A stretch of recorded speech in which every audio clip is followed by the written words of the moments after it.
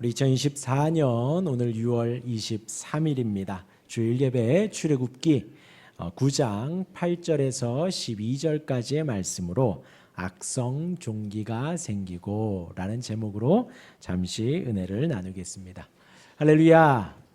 우리 옆에 있는 분에게 인사하겠습니다. 예배 잘 오셨습니다. 네. 악성 종기가 생기고 라는 제목으로 잠시 은혜를 나누겠습니다. 지난 시간에 애굽에 있는 가축들에게 심한 돌림병이 돌았습니다. 하나님께서 모세를 통해 바로에게 경고를 하셨고 또 바로가 여전히 말을 듣지 않자 하나님께서 허락하신 것이지요.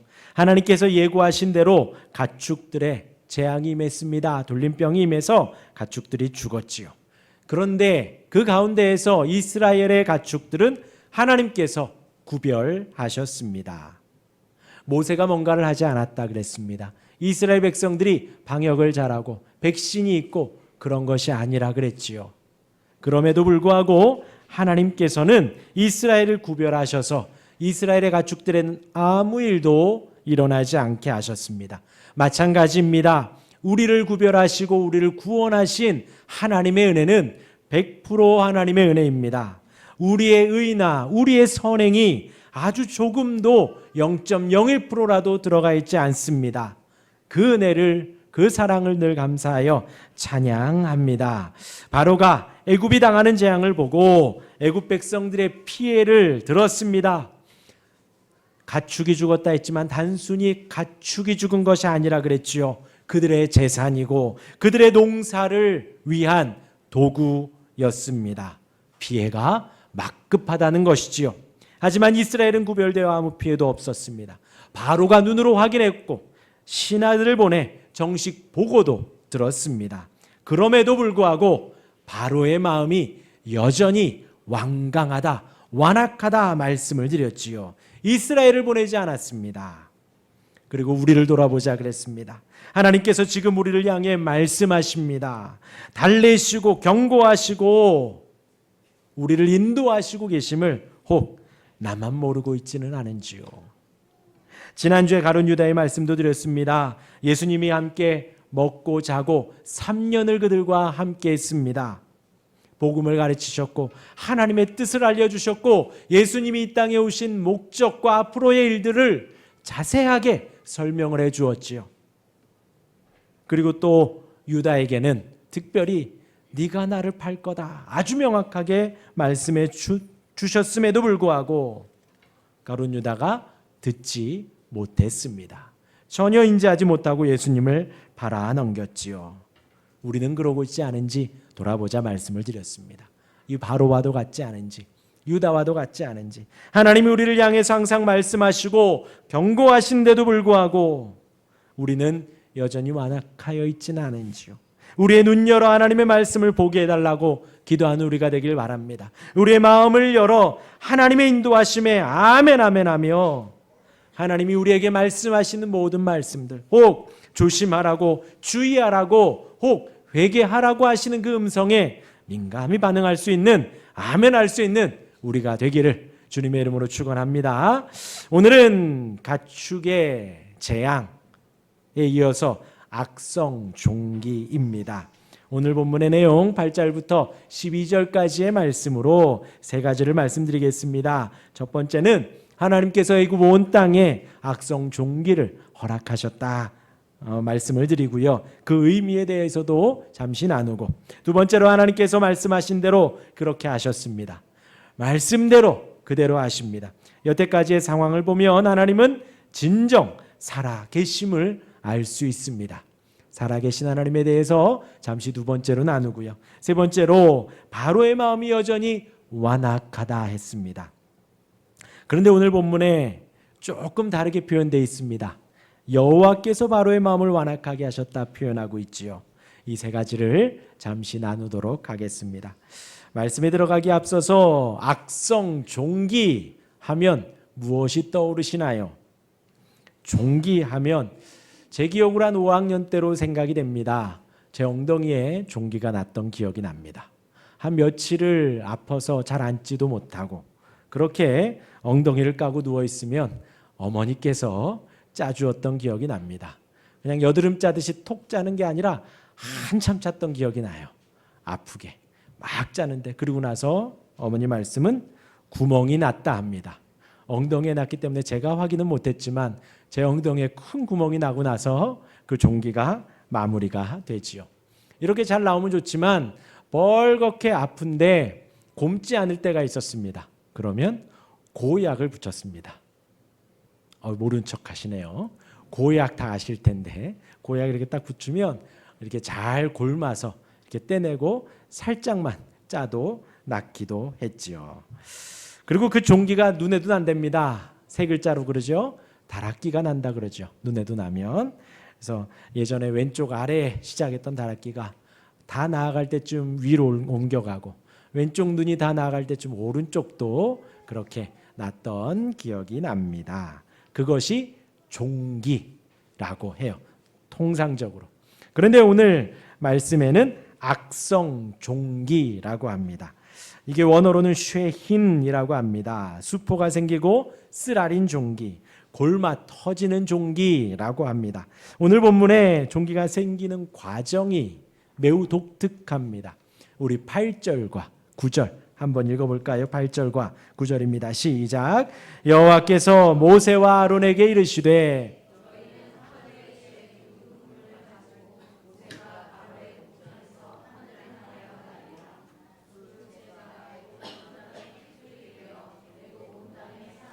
짐승에게 붙어서 악성 종기가 생기는.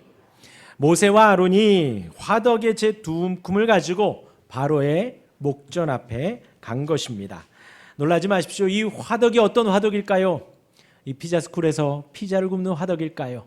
아니면 저기 3단지 옆에 보니까 정말 화덕 안에서 피자를 구워내더라고요. 그 화덕이 아니고, 놀라지 마십시오. 이 화덕은 바로가 이스라엘 백성들에게 벽돌을 굽게 했던 그 화덕입니다. 그 화덕 안에서 제 두 움큼을 가지고 퍼뜨리라는 거예요. 그 화덕의 재가, 애굽 백성들이 이스라엘을 괴롭혔던 그 화덕의 재가 이제 애굽과 바로를 괴롭히는 그 고난의 재로 바뀌게 된 것입니다. 혹 일부 학자들은 이 악성 종기를 탄저병이라고도 하더라고요. 당시 애굽에는 그 병이 좀 흔한 질병이었다고 합니다. 많은 사람이 생명을 잃었지요.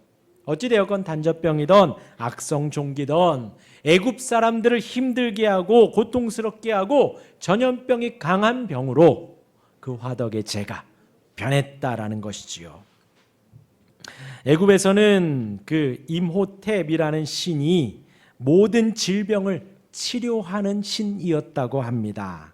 그들이 그렇게 우상을 섬기며 질병의 치료를 소원했다라는 것이죠.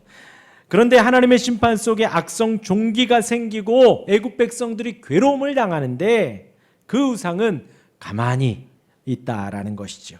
또한 암사자의 머리를 하고 있는 세크메트라는 여신이 그곳에 있었다고 합니다.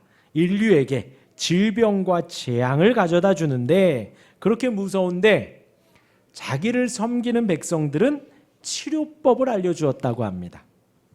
하지만 여전히 하나님이 허락하신 악성 종기 앞에서는 치료법을 알려주지 않았다라는 것이지요.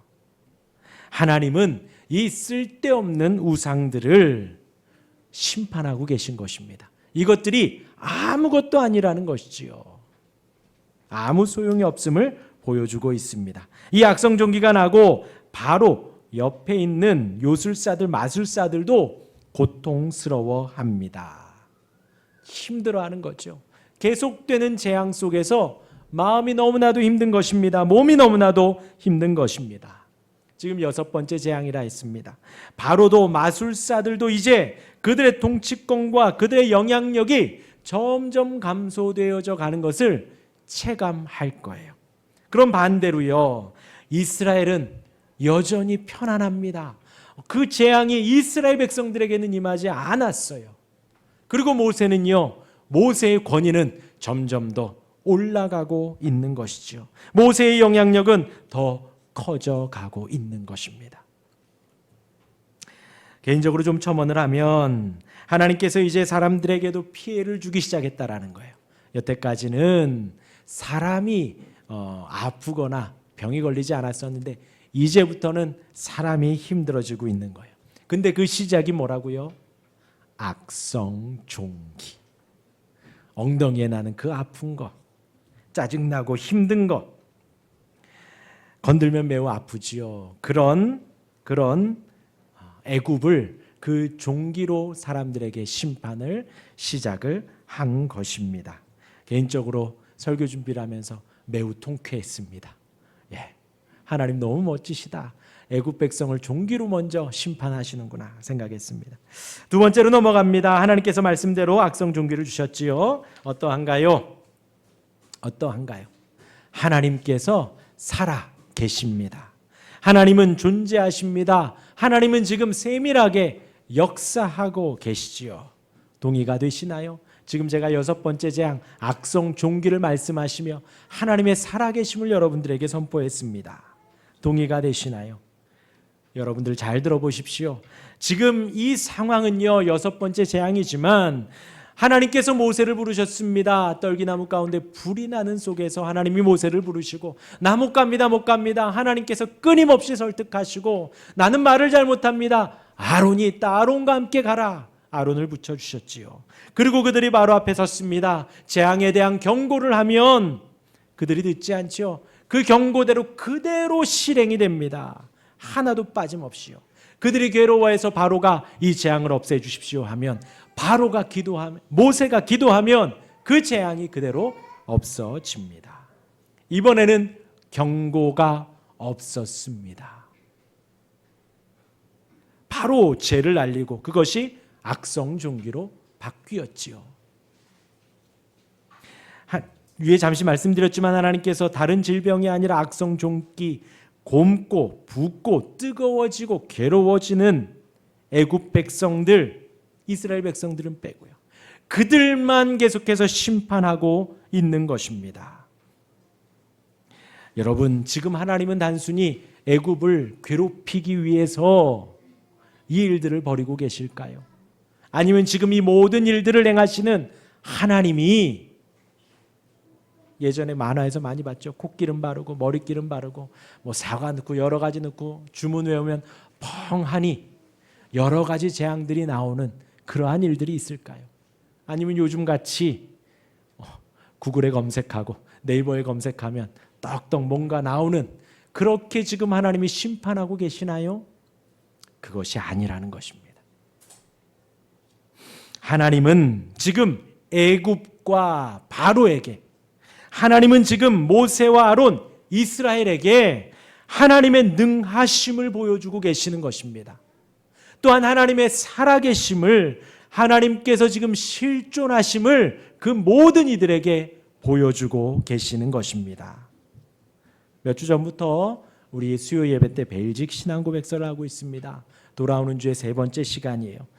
그 벨직 신앙고백서를 하면서 첫 번째 시간에 했던 것이 무엇인가, 하나님이 어떤 분인가 나누었습니다. 우리 1항 한번 볼까요? 제가 좀 읽어드리면요, 우리 모두는 우리가 하나님이라고 부르는 단 한 분의 단일한 영적인 존재가 계심을, 또한 그 하나님은 영원하시고 불가야하시고 보이지 않으시고 변하지 아니하시고 무한하시고 전능하시고 완벽하게 지혜로우시고 정의로우시고 선하시고 모든 선이 넘쳐 흐르는 근원이심을 마음으로 믿고 입으로 고백한다. 쫙 말씀드렸지만 우리 모두는 마음으로 믿고 입으로 고백합니다. 그 가운데 있는 내용들을요. 어떤 내용이냐? 하나님이라고 부르는 단 한 분의 단일한 영적 존재. 제가 지금 드리고 싶은 말씀은요, 그 이하의 말씀은 수요일에 제가 말씀을 드리고요. 바로 이거예요. 하나님이라고 부르는 단 한 분의 영적인 존재. 여러분, 우리가 지금 예배하는 하나님은 한 분 하나님이십니다. 다신론이 아니에요. 여러 신들이 있는 가운데 우리는 위대한 하나님을 섬기는 것이 아닙니다. 여러 신들이 있는데 그 중에서 창조하신 하나님을 섬기는 것이 아닙니다. 유일하신 한 분 하나님만 우리가 섬기는 거예요. 지금 이 시간 저와 여러분들이 나와서 찬송하고 기도하고 말씀을 보는 이 말씀은 그 유일한 하나님을 우리가 섬기는 것입니다. 지금 애굽에 하나님이 재앙을 뿌리시는데 그에 대항하는 신이 지금 하나도 없지요. 첫 번째 나일강의 피로 변하는 재앙에서부터 지금 6번째 재앙까지 제가 조금씩 설명드렸지만 애굽에서 섬기는 우상들이에요. 그들이 절하고 의지하는 단순한 우상들입니다. 그런데 하나님의 재앙 가운데에 그 우상들이 갑자기 옷을 벗고 나오고 그 상 안에서 나와서 애굽 백성들을 보호해 주었다, 그런 기록이 전혀 없지요. 그들이 섬기는 그것들은 단순히 우상이었다라는 것입니다. 그냥 상이었을 뿐입니다. 우리가 섬기는 하나님은 온 세상을 만드시고 주장하시고 이끄시는, 인도하시는 한 하나님이십니다. 그분이 단일하시다 그랬어요. 복잡하지 않다는 것입니다. 단일하시다. 사랑 그 자체이시다. 자비 그 자체이시다. 사랑 조금, 자비 조금, 인자함 조금, 평안함 조금이 아니라 사랑 그 자체이시고요. 평안함 그 자체이시고요. 인자함 그 자체이십니다. 그래서 저와 여러분들이 예배하면, 우리가 기도하면, 우리가 말씀 속에 은혜를 받았다 하면 우리에게도 사랑이 흐르게 되어 있는 거예요. 마음이 평안해지는 것입니다. 하나님은 모든 근원의 하나님이시거든요. 그 한 영적인 존재가 계시다. 우리 눈에 보이지 않지만 하나님은 존재하십니다. 우리 눈에 보이지 않지만, 우리가 만질 수 없지만 하나님은 실제하십니다. 살아계십니다. 저와 여러분이 지금 살아있는 것처럼, 지금 옆에 있는 분들이 살아있는 것처럼, 눈 감고 있다고 어떻게 되신 거 아닙니다. 옆에 있는 분들이 살아계십니다. 살아있는 것처럼 우리 하나님 살아계십니다. 웨스트민스터 신앙고백서도 우리가 일전에 배웠습니다. 2장 1절의 한 일부만 제가 읽어드립니다. 하나님과 삼위일체에 대해서 이렇게 말하고 있습니다. 오직 한 분의 살아계시고 참되신 하나님이 계시는데 그는 존재와 완전함에 있어서 무한하시고 지극히 순결하신 영이시며 보이지 않으시고 몸이나 지체나 성정이 없으시다. 이렇게 고백합니다. 이것이요, 단순히 목사들이 모여서 창작해낸 창작물이 아니라 성경에 기록된 하나님이 이러하시다라는 거예요. 우리가 성경 66권을 보면서 이 하나님을 예배하고 바라고 이 하나님이 말씀하고 계시는구나 라는 것을 정리해 놓아 우리가 이렇게 고백하자 하여서 웨스트민스터 신앙고백서가 나온 것이고요. 벨직 신앙고백서가 나온 것입니다. 그리고 웨스트민스터 소요리 문답이 있습니다. 참 여러 개 말씀드리지요. 사문과 답을 보면 이렇습니다. 앞에 나오지요. 제가 문을 읽으면 여러분들이 답을 한번 크게 읽어보시길 바랍니다. 제 사문, 하나님은 어떤 분인가요?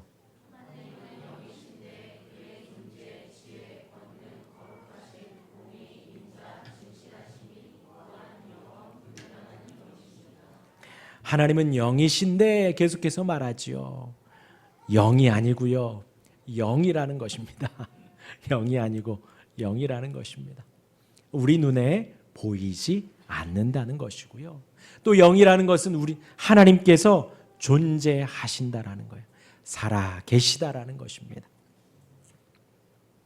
정리하면 하나님은 살아계신 하나님이십니다. 하나님은 존재하시는, 우리 눈에 보이지 않는 영이신 하나님이십니다. 그 하나님이 모세를 부르셔서 모세를 인도하시고 이스라엘에게 보내셔서 그에게 하신 말씀 그대로 지금 성취하고 계시는 것입니다. 어떻게 해요? 나일강을 피로 변하게 하시고 개구리 재앙을 허락하십니다. 모세가 기도하자 개구리를 없애주시지요. 먼지를 이로 변하게 하시고 파리떼가 달려들게 하셨습니다. 가축에 대한 돌림병을 허락하셨지요. 애굽의 가축들이 죽음을 당했습니다. 이 모든 일들이 우연인가요? 혹은 소설인가요? 과장인가요? 아닙니다. 하나님은 살아계셔서 하나님의 영광을 나타내시기 위해 이 일들을 하나하나 행하시는 것입니다. 하나님께서 지금 애굽에서 살아계신 하나님 그렇게 역사하셨다라는 거예요. 그러면 지금은요. 하나님 지금은 좀 바쁘시니 하늘 보좌 우편에서 다른 일을 보고 계실까요? 아니면 하나님 지금 조금 덜 바쁘시니 팔짱 끼고 너희들 한번 알아서 살아봐 그러고 계시나요? 아닙니다. 지금 저와 여러분들 이 시대에도 마찬가지입니다. 비록 우리에게 한강, 이 창릉천인가요? 창릉천이 피로 변하지는 않지만 개구리떼가 상상 못할 정도로 막 우리 침상에까지 올라오지는 않지만 놀라지 마십시오. 제가 어제 이만한 두꺼비를 봤습니다. 바로 요 앞에서요. 개구리 같은데 집사람이 두꺼비라 하더라고요. 이만한 게 앞에서 지나가더라고요. 제가 꼼짝을 못했습니다. 무서워서. 두꺼비가 지나가요. 여기 있는 저와 여러분들의 인생 속에서 하나님은 지금 강을 피로 변하게 안 하시고 개구리들을 파리떼를 보내시지는 않지만 하나님은 저와 여러분들에게 그와 같은 기적들을 허락하고 계시다라는 것입니다.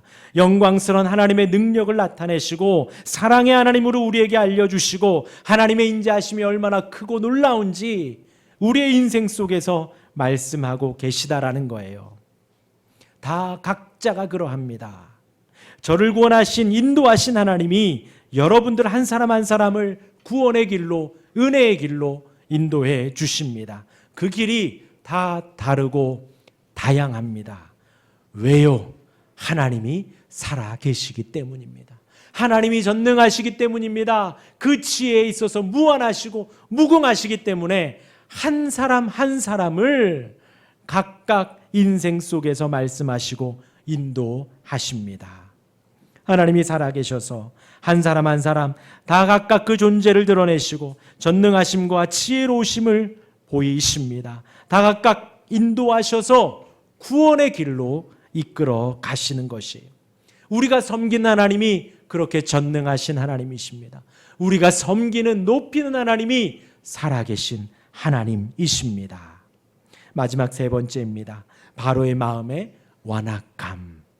지난주에도 완악하다 했는데요. 이번에는 그 주체가 좀 다릅니다.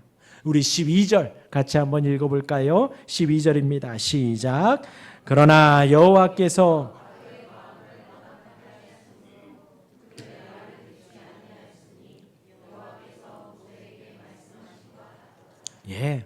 여태까지 재앙에서 나오지 아니하였던 아주 독특한 문구가 있습니다. 여호와께서 바로의 마음을 완악하게 하셨으므로.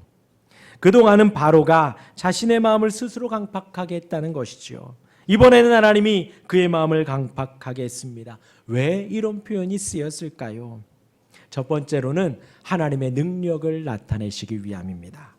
지금 바로가 마음 못 열고 잘못했습니다 그러면 안 돼요. 이제 아직 남은 재앙들이 있습니다. 하나님의 능력을 나타내시기 위해 하나님께서 바로의 완악함을 사용하시는 것입니다. 바로와 같은 지금 장애물을 두시고 그것을 뛰어넘어 하나님의 전능하심을 살아계심을 드러내시기 위해 하나님은 바로를 사용하시는 것입니다. 두 번째로 하나님이 강팍하게 하셨다. 하나님께서 이 사람을 버리셨다라는 것이에요. 버리셨다 하면 저와 여러분들은요 택하셨다. 하나님이 우리를 선택하셨다라는 것입니다. 그런데 이제 우리가 알아야 할 것은요, 하나님께서 이 사람을 택하셨다 버리셨다 우리가 알 수 있다 없다? 없습니다. 우리는 알 수 없어요. 사람은 알 수 없습니다. 다만 하나님이 나에게 허락하신 구원의 은혜만은 알 수 있지요. 확신할 수가 있는 것입니다. 예수님 좀 극단적으로 말씀드리면요, 예수님 사역하시던 그때에도 종교 지도자들 그들은 태어나면서부터 하나님의 말씀을 보았던 사람들입니다. 성경을 줄줄이 외웠던 사람들이에요. 근데 그들은 예수님 사역하실 때에 사역을 도왔지요? 아니요. 예수님을 욕하고 저주하고 죽이는데 핏대를 세웠던 사람들입니다. 그들이 과연 천국에 있을까요? 성경을 계속 평생 암송했던 사람들인데 천국에 있을까요? 또 반면에 거지 나사로, 또 예수님과 함께 못 박혔던 강도, 그들은 이름조차 나오지도 않는데 그들의 인생 보잘것없는 죄악된 인생이지만 하나님의 은혜로 구원의 은혜를, 그 두 강도 중에 한 강도는 구원의 은혜를 맛보게 되어지지요. 우리의 눈 속에 그 사람의 삶의 단면을 보고 하나님이 택하셨다, 버림받았다 말할 수 없다는 것입니다. 지금 이 시대에도 사실 마찬가지입니다. 목회자로서 부끄럽긴 하지만 사역을 하며 말씀 좋고 인격적으로 목회 잘하셨던 분들이 노년에 이단에 빠지고 혹은 탐욕과 욕심에 빠졌던 모습들이 많이 있지요. 그분들의 어떤 인생의 단면을 보고 택함받았다, 버림받았다 말할 수 없지요. 반대로 제가 아는 어떤 무명의 한 여성도가 있습니다. 그분은 청년 때 신앙생활을 열심히 했었지요. 시집을 갔는데 믿지 않는 가정에 갔어요. 그러니까 교회를 당연히 못 가고 1년에 몇 번씩 제사 치례를 하고요. 그렇게 인생을 살면서 교회와는 완전히 등지고 살아갑니다. 자식을 낳아 키우고 자식들도 교회에 가는지 마는지 큰 관심이 없지요. 착한 일, 나쁜 일, 좋은 말, 나쁜 말 해가면서 열심히 삽니다. 교회 다니지 않으면서요. 그런데 아이들이 이제 좀 장성하여서 살만한데 암 말기 판정을 받은 거예요. 그리고 한 5개월, 6개월 남은 그 시간, 그 여인은 마음이 열려 주 앞에 회개하고 그 남은 인생을 예배하며 말씀 들으며 주님이 나의 구원자라 고백하고 마지막 임종을 맞이하게 됩니다. 그 사람의 그 삶의 단면을 보고 우리가 택함을 받았네, 버림을 받았네 할 수가 없습니다. 다만 우리에게 있어서는 하나님이 나를 택해 주셨으니 지금 이 시간 예배함에 최선을 다하는 것이고요. 혹은 이 사람에게 있어서 예배하면 하나님을 섬기면 잘 섬기라고 격려해 주고, 혹은 내 주변에 믿지 않고 교회 안 다니는 사람에게 있다면 때를 얻든지 못 얻든지 항상 하나님을 전하며 예수님을 알려야겠지요. 여러분 놀라지 마십시오. 지금 이 사람이 복음을 받아들일 때는 오지 않습니다. 그때는 내가 만들어가는 거예요.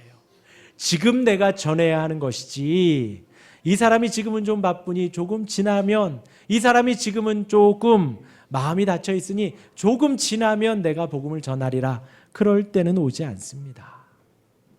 언제나 지금 하나님이 허락하신 지금 우리가 믿지 않는 사람이 내 주변에 있다면, 교회를 다니지 않는 사람이 내 주변에 있다면 지금 내가 복음을 전하는 것이 하나님의 뜻입니다.